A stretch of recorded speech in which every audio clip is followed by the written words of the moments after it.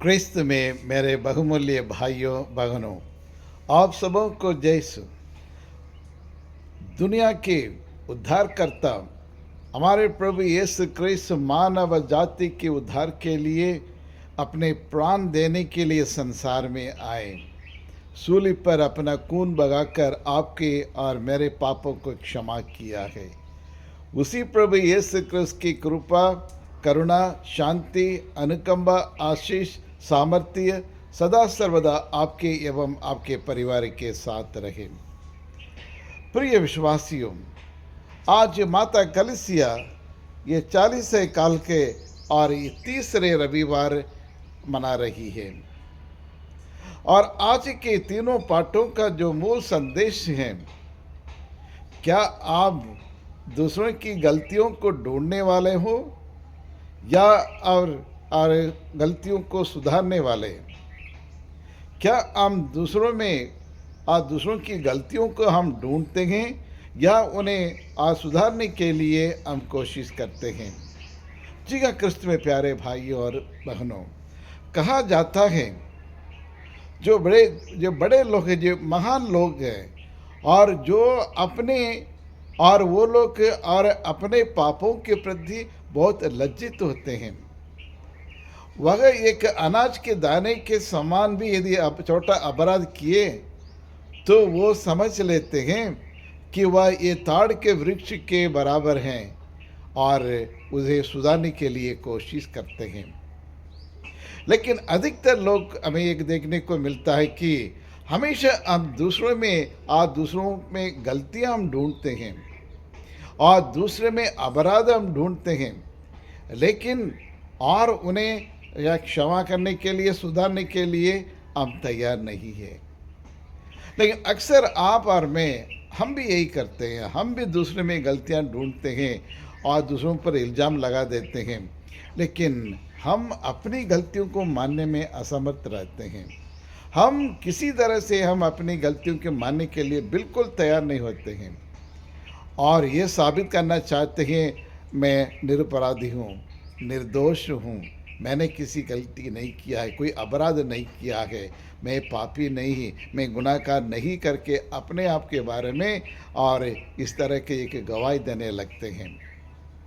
लेकिन आज की दुनिया में हमें यह देखने को मिलते हैं, दो प्रकार के लोग रहते हैं और वह है एक प्रकार के लोग वो हैं जो हमेशा दूसरों में और ये गलतियां ढूंढते रहते हैं। कोई अंत नहीं होता, जब भी देखो हमेशा दूसरों की बुराई करेंगे और दूसरों के बारे में ये बताते रहेंगे कि वो ठीक नहीं, ये ठीक नहीं करके हमेशा दूसरों में गलतियां ढूंढेंगे। और दूसरे टाइप के लोग हैं और इस प्रकार लोग हैं, वो हमेशा दूसरों के अपराधों को दंड देने के लिए आगे आते हैं। वो दूसरे में किसी प्रकार की उन्हें गलती किया, कुछ अपराध किया, उसको ये दंड देना चाहिए, वो दंड देना चाहिए और इस तरह से और उनको दंड देने में लगे रहते हैं।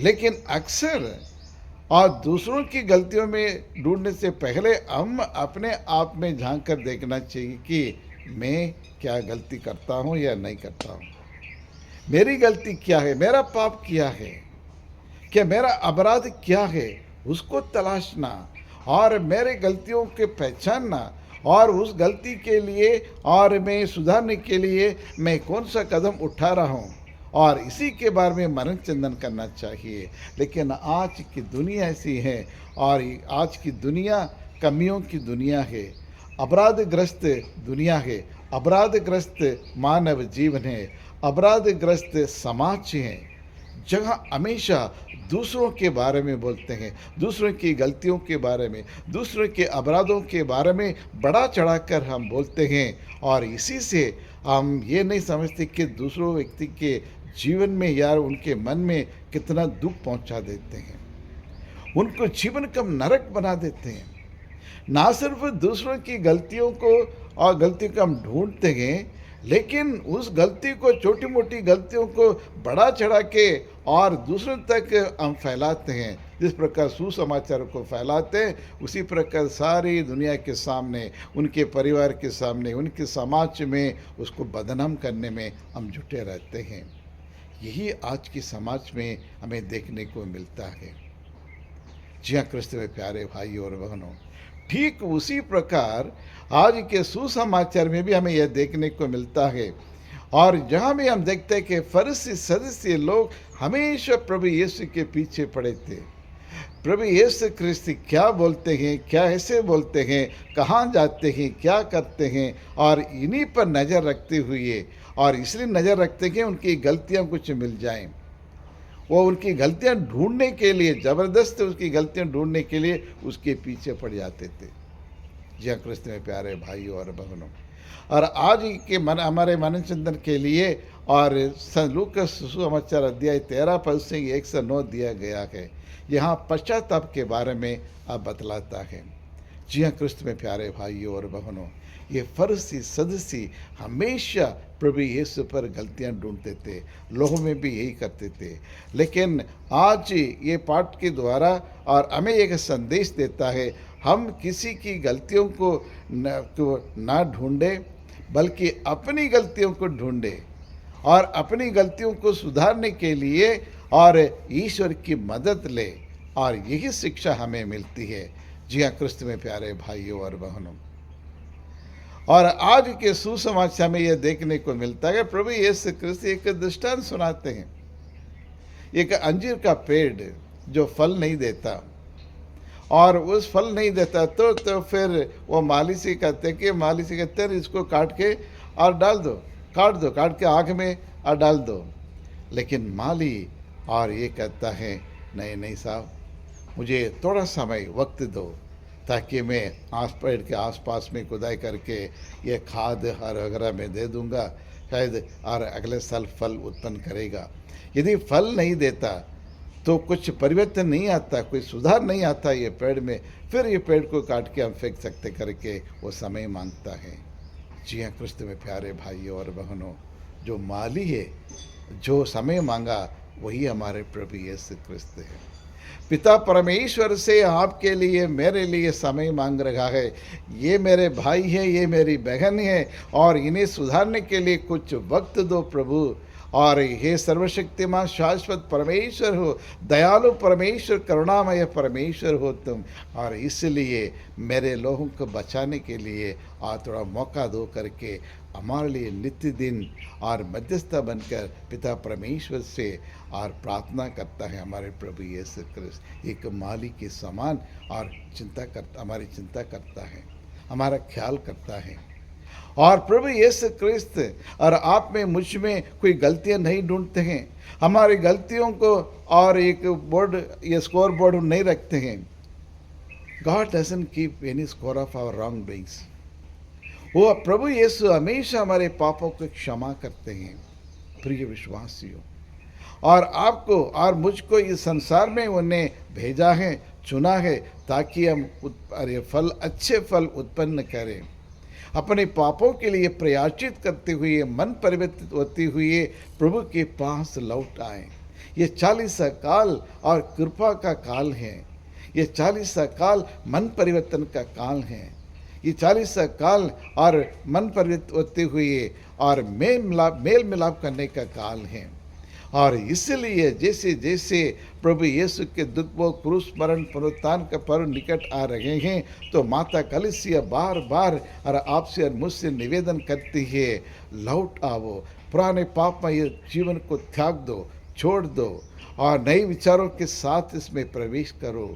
अपने पड़ोसी को और अपने आप को, दूसरों को क्षमा करो, माफ़ करो, किसी की गलती के और बड़ा चढ़ा के ना बोलो, अपनी गलतियों के लिए प्रयाचित करो, पश्चाताप करो करके संदेश हमें बार बार माता कलीसिया हमें देती है।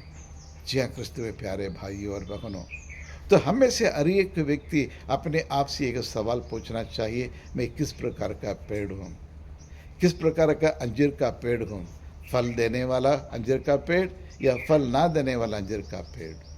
लेकिन प्रिय विश्वासियों, संत पौलुस हमेशा कहते हैं, हम में से हर एक व्यक्ति ने पाप किया है, और हम में से कोई ऐसा कोई नहीं है जिसने जो पाप नहीं किया है।